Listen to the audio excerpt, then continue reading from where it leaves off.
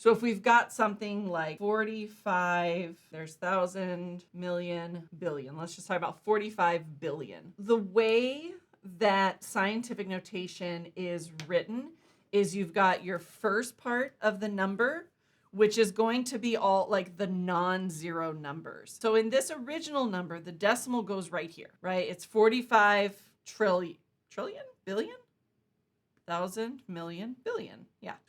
Been a long day. So the decimal would be here, but what we're going to do is instead of having to write out all of these zeros, we're going to put the decimal between the 4 and the 5. Okay, so now we've got 4.5, but I can't just write 4.5 because those aren't actually technically the same thing, right? They're not technically the same number. Like 45 billion is not the same thing as 4.5.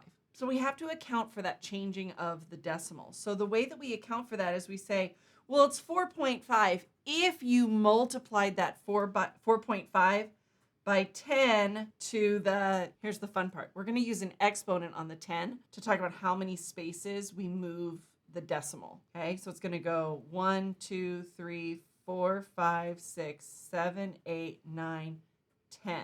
So 45 billion is the same thing, is equivalent, right, to 4.5 times 10 to the 10th power. So a couple of notes with this.